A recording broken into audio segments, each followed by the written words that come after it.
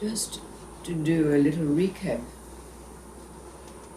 over these last days, the metaphor of the making of bread, the stages of the making of bread, has been used to ask several questions.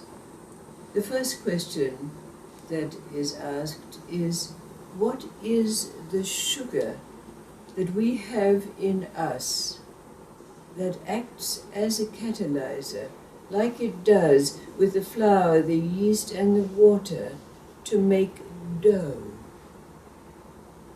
And then, of course, there's a second phase of bread making, and that is to knead the dough.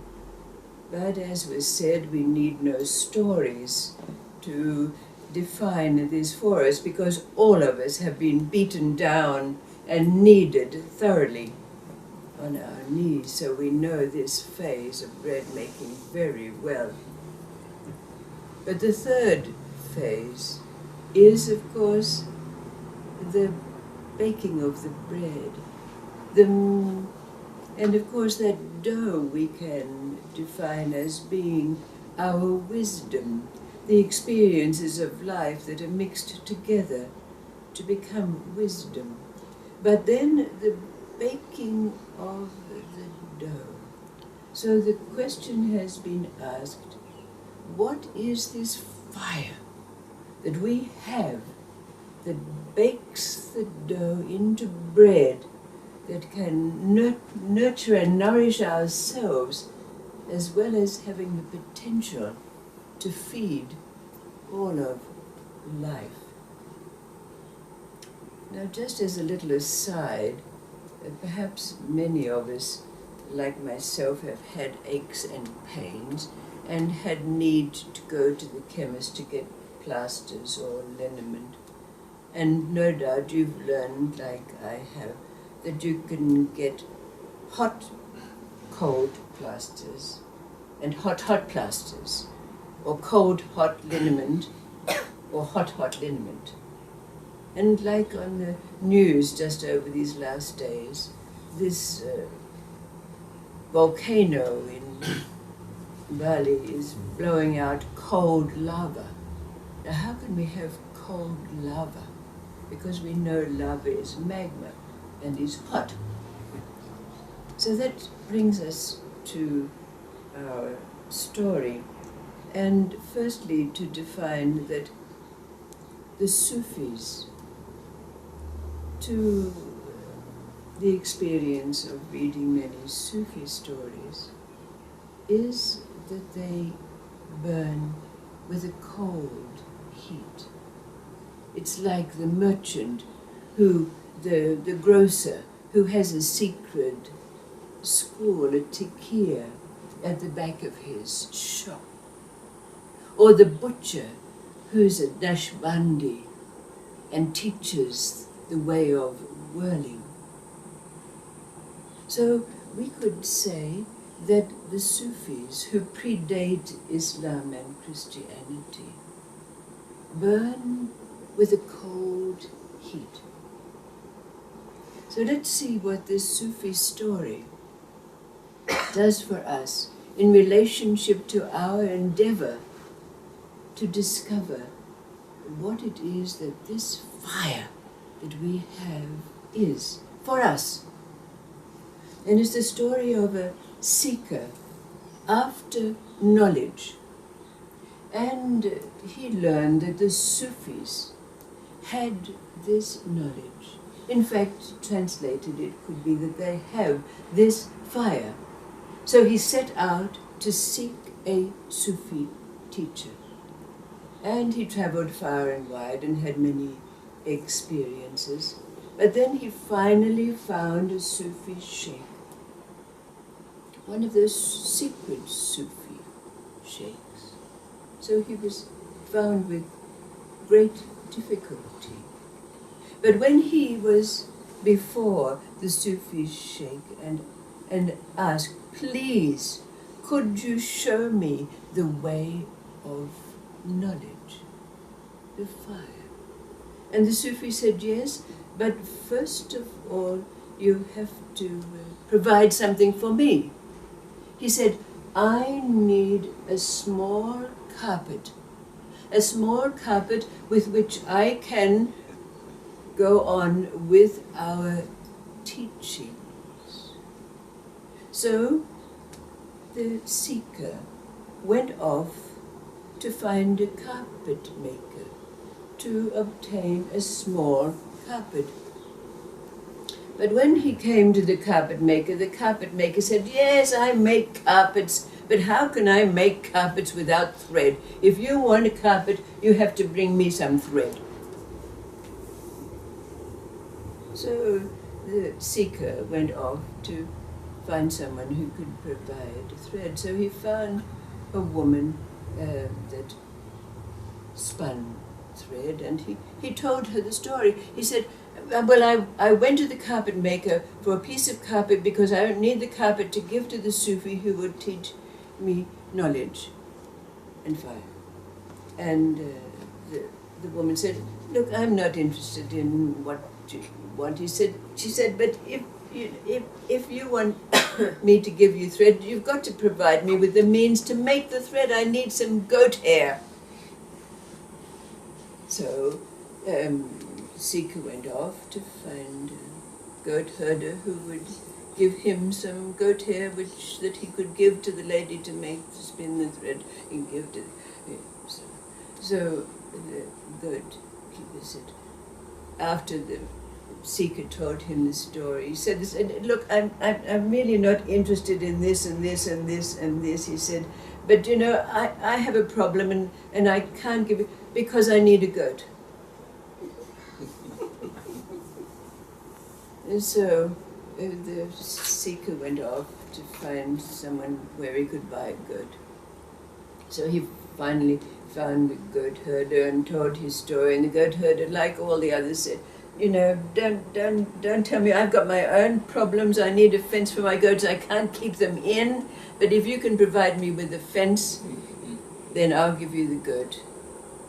So the seeker went off trying to find a carpenter.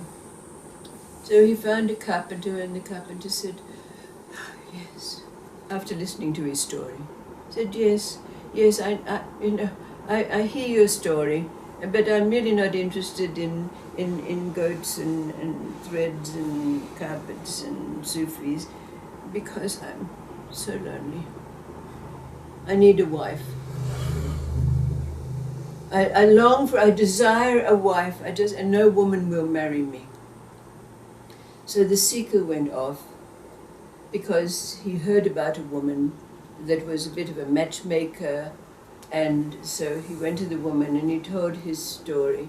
And she said, oh, that's very strange because, you know, all of my life I've been seeking knowledge too. Well, the seeker said, well, yes, if you can find me the wife for the carpenter will make the fence, and then he'll be able to give me the goat, and he would give me and back to the carpet. And the old woman said, oh, look, I can't be bothered doing all of that stuff. I don't even really know what knowledge is, but I wouldn't go through all of that trouble. So the poor seeker after truth was totally demoralized with this. He didn't know what to do. So one day he was walking down the street, muttering to himself about Sufis and carpets and things. And it so happened that a merchant who was nearby overheard him. And the merchant hurried over to him, and he said, oh, I see you wearing the clothes of the dervish, and I know you dervishes have wonderful knowledge, and I have a problem. I have a beautiful daughter who is languishing. I don't know what it is that's the matter with her, but nothing I can do can take her out of her lethargy, and perhaps you can help me. Well, said the seeker after truth, I have no power. I have no knowledge, I have no power, but I will help you in any way that I can. So the merchant said, come with me back to my daughter. So they went back to his house, and there was his beautiful daughter laying there in her state of lethargy. But as soon as she saw the dervish, she perked up a little bit, and the dervish went and asked her, well, what is it that is making you feel like this? And she says, I'm in love with a carpenter. I've always been in love with him, and his name is... And so the seeker went to the merchant. He said, the trouble with your daughter is that she wants to be married to this carpenter who I happen to know. So it was all arranged. The marriage was arranged with the merchant's daughter with the carpenter. The carpenter made the fence for the goat keeper. The goat keeper gave the goat to the person who needed the... And, well, you know the rest of the story about it. And so the carpet maker gave the little piece of carpet to the seeker. And he took it back to the Sufi. And the Sufi said, yes, now you can have this knowledge, this power, this fire. Because unlike all the others, you did not think of yourself. You only thought of the carpet.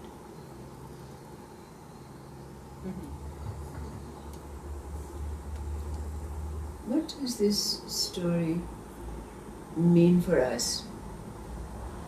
Looking at this phenomena of cold heat and hot heat, cold fire and hot fire, knowledge, wisdom, and what it is that we have in us that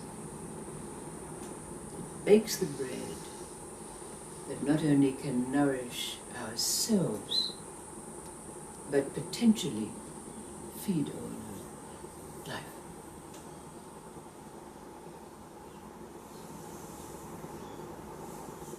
What does this story mean for you?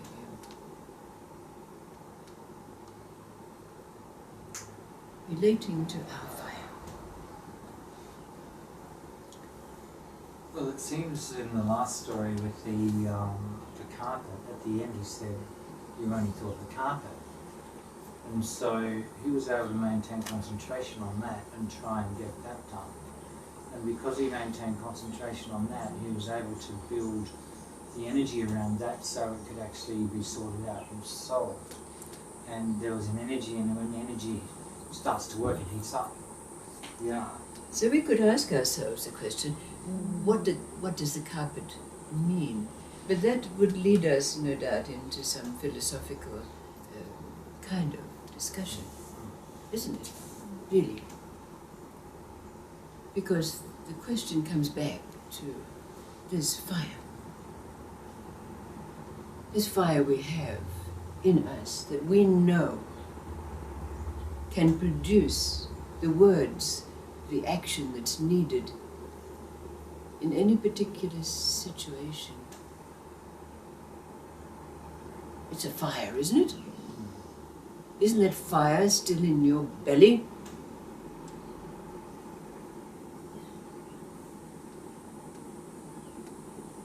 What is it? What is this fire? Can anyone now quell it, quench it, dim it, make it into embers? I venture not. I venture not. Is it?